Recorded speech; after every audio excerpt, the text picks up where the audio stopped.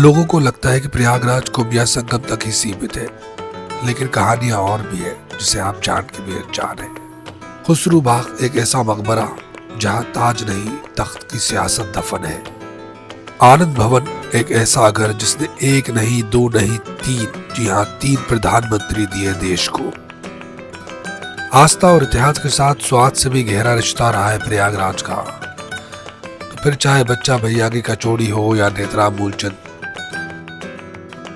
और इन पसंदों और शामी कबाब का तो क्या ही कहना। अगर आप भी अनजान हैं प्रयागराज के इस रंग से तो वीडियो को पूरा जरूर देखिए। प्रयागराज को समझना हो तो सिर्फ संगम काफी नहीं है। शहर की रूह अक्सर उसके बाजारों में मिलती है, और चौक वही जगह है जहां से आज की हमारी कहानी शुरू होती है। और ये है बच्चा भैया कचौड़ी वाले। नाम सिंपल है पर यहाँ का स्वाद काफी मशहूर है। छोले उबल रहे हैं, आलू की सब्जी अपनी खुशबू से भूख बढ़ा रही है और रायता तैयार है, और मेरा भटूरा तेल में धीरे धीरे फूल रहा है। इस शहर के बाजार में लोग आपको जल्दी में दिखेंगे, पर खाना थोड़ा सा अपना वक्त लेता है। पहला निवाला छोले और आलू के साथ। मसाला तेज नहीं है पर जायका बहुत गहरा है। ये जगह सिर्फ खाने के लिए नहीं है, ये जगह यहाँ के लोगों का रूटीन का हिस्सा है।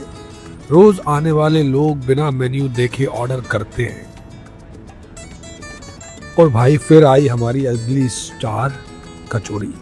ऊपर से हल्की हल्की कुरकुरी, अंदर से मसालेदार भरवा। पनीर की सब्जी ने इसे और ज्यादा हेवी बना दिया। ये वो टाइप का खाना है जो डाइट प्लान का दुश्मन है, पर दिल का बहुत बढ़िया वाला दोस्त। 2 और कचौड़ी आ गई भाई गरमा गरम। कभी कभी कंट्रोल से ज्यादा जरूरी होता है मोमेंट को एंजॉय करना। लेकिन कहानी यही खत्म नहीं होती। एक तरफ है बच्चा भैया, दूसरी तरफ नेत्राम मूलचंद। देखते हैं असली कचौड़ी का बादशाह कौन है। तो वीडियो को एंड तक जरूर देखिएगा। और अभी हम निकल गए हैं खुसरू बाग के लिए। चलो इधर जाऊं ना मैं सीधा।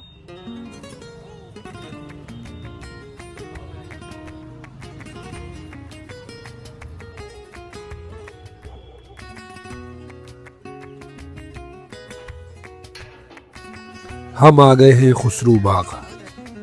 देखने में ये आलीशान और खूबसूरत लगता है, पर ये कोई महल नहीं, एक मकबरा है। मकबरा मतलब कब्र, जहांगीर के बेटे खुसरू की। आपको लग रहा होगा कि शायद एक बाप ने अपने बेटे के गम में यह मकबरा बनवाया होगा, पर असलियत थोड़ी सी अलग है। क्योंकि खुसरू ने अपने ही बाप के खिलाफ बगावत की थी, तख्त के लिए, सत्ता के लिए। और मुगल दौर में तख्त सिर्फ विरासत से नहीं मिलते थे, उसे हासिल करना पड़ता था। बगावत नाकाम हुई और फिर सियासत ने अपना काम किया। कहते हैं कि उसके बाद जो हुआ वो सिर्फ सजा नहीं थी, वो एक मिसाल थी। ये बाग सिर्फ एक मकबरा नहीं, एक याद है। याद इस बात की कि तख्त की कीमत अक्सर खून से चुकाई जाती है, फिर चाहे वो आपके बेटे का ही क्यों ना हो।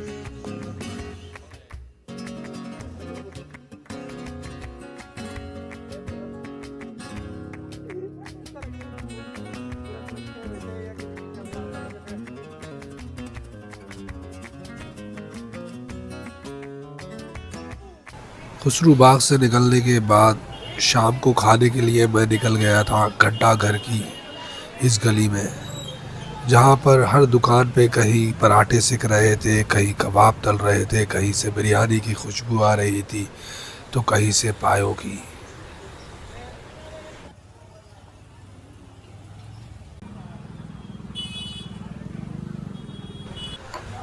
मैं आ गया हूँ लजीज बिरयानी पे, क्योंकि यहाँ पर मुझे इन पसंदों और शामी कबाब की खुशबू ने रोक लिया था। तो फटाफट हमने ऑर्डर किया शामी कबाब, पसंददार एक पराठा और उसके साथ एक हाफ बिरयानी। खाना दिख रहा है खाते हुए।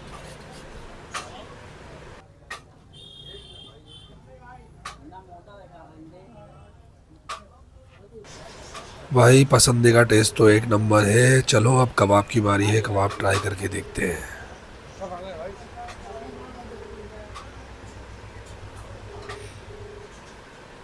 हेलो गोलू भाई, कोई गाड़ी लेके गया है काम ना? हाँ है तो सॉफ्ट। हाँ गोलू भाई ओ गाड़ी लेके भाई कोई और तो वाह, आ रहा था, गोलू भाई मज़ा आ गया कबाब में भी। देखा। निकलते निकलते मुझे यहाँ की फेमस दो भाई लस्सी वालों की दुकान दिख गई, जहाँ पर था शाही टुकड़ा, गुलाब जामुन, हलवा, लस्सी, रबड़ी, मलाई, और मैंने ऑर्डर किया मलाई विथ शाही टुकड़ा। और यकीन जानो भाई ये खाने में बहुत मज़ेदार वही था। चीज़ बताते हैं।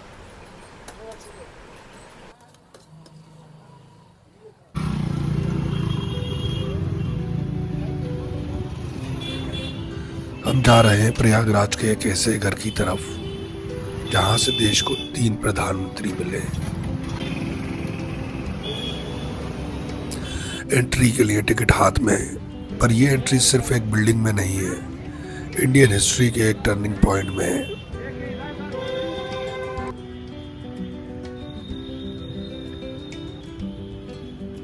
सो अभी मैं आया हूँ आनंद भवन में। आनंद भवन प्रयागराज का बहुत ज़्यादा इम्पोर्टेंट एंड हिस्टोरिकल हाउस है, और रीज़न बीइंग यहाँ पर नेहरू परिवार रहता था। इस कोर्टयार्ड में चलना ऐसा लगता है जैसे आप मानो धीरे धीरे इतिहास की गहराइयों में जा रहे हो। यही वो जगह है जहाँ पर इंदिरा गांधी और फिरोज गांधी की शादी हुई थी। हिस्ट्री में हमेशा हेडलाइंस ही नहीं मिलते आपको, हिस्ट्री काफी पर्सनल भी होती है। सामने दिख रहा है नेहरू परिवार का डाइनिंग रूम और बाजू में एक स्टडी रूम। ये घर सिर्फ पॉलिटिकल प्लानिंग का सेंटर ही नहीं था, ये एक परिवार का घर भी था। यह है स्वरूप रानी नेहरू का कमरा, सिंपल, शांत।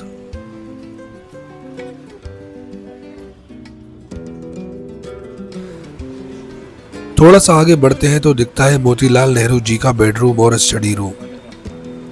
मोतीलाल उस जमाने के बहुत सफल वकील थे।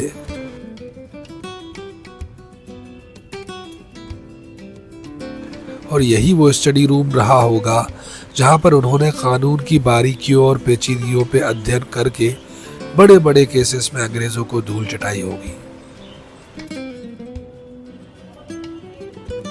जैसे ही हम सीढ़ियां चढ़ते हैं तो ऐसा लगता है जैसे इतिहास की एक और लेयर खुल रही हो। इस रूम में दिखता है नेहरू जी का जैकेट और उनकी ये आइकॉनिक तस्वीर। साथ ही साथ इस रूम में कई सारे खत थे जो नेहरू जी ने इंदिरा जी को जेल से लिखे थे। और ये है नेहरू जी का बेडरूम। थोड़े आगे चलते हैं तो हमें एक जगह दिखती है जहां पर लिखा है कि गांधी जी ने यहाँ पर काम किया है।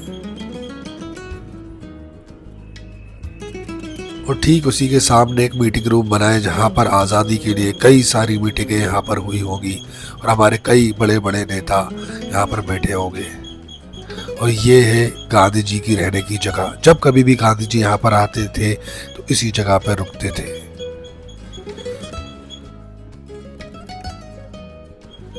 और ये है इंदिरा गांधी जी का रूम।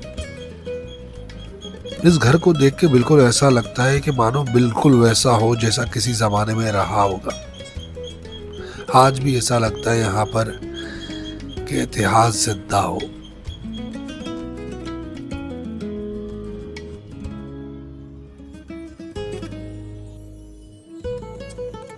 आनंद भवन के पीछे एक और बिल्डिंग है जिसे इंदिरा गांधी जी ने बनवाया था। और यहाँ पर आप देख सकते हैं कई सारे आइकॉनिक पिक्चर्स हैं। यहाँ पर इंदिरा गांधी जी के बचपन की तस्वीरें, या फिर उनके दोनों बेटे राजीव और संजय के साथ उनकी पिक्चर्स। और ये पिक्चर जहाँ पर नेहरू जी का देहांत हुआ था और उस समय उनकी शव यात्रा की पिक्चर। ऐसी कई सारी आइकॉनिक पिक्चर्स आपको यहाँ देखने को मिलती है इस जगह पे। ये इंदिरा गांधी जी सेना को संबोधित करते हुए शायद से लद्दाख या सियाचिन की पिक्चर रही होगी ये। आप इन पिक्चर्स को देखते हैं तो ऐसा लगता है कि वाकई एकदम इतिहास के उस दौर में पहुंच गए हों। इंदिरा गांधी जी ये वॉक करती हुई इसी भवन के गार्डन में, कोर्टयार्ड में, और फिर आता है ये इंदिरा जी का आइकॉनिक कोट, जिसे पढ़ के बिल्कुल ऐसा लगता है कि शायद से उन्हें पता हो कि उनकी मृत्यु कैसे होने वाली है।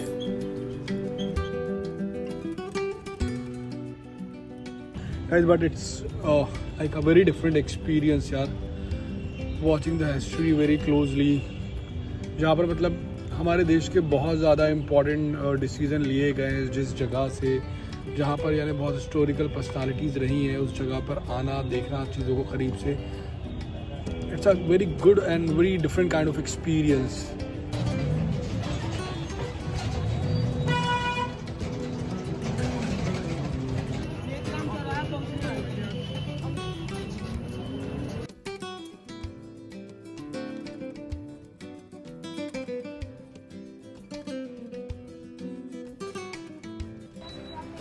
यार ये नेत्रा मूलचंद इंस्टेंस ना काफ़ी फेमस आउटलेट है, ये रेस्टोरेंट है यहाँ का। तो यहाँ पर शुद्ध देसी द्वारा निर्मित मिठाइयाँ एंड नमकीन, ड्राई फ्रूट्स, ये सारी चीज़ें मिलती हैं। देखते हैं एक बार यहाँ पर क्या खा सकते हैं। यार ये मिठाइयाँ देखकर तो सच कहूँ मुँह में पानी आ गया, पर मुझे लग रही है जोरों की भूख, और मैंने ऑर्डर की है कचौरी सब्जी, जो हमने बच्चा भैया के इधर ट्राई की थी। यहाँ भी सब्जी है आलू की, पर पनीर की सब्जी नहीं दिख रही है।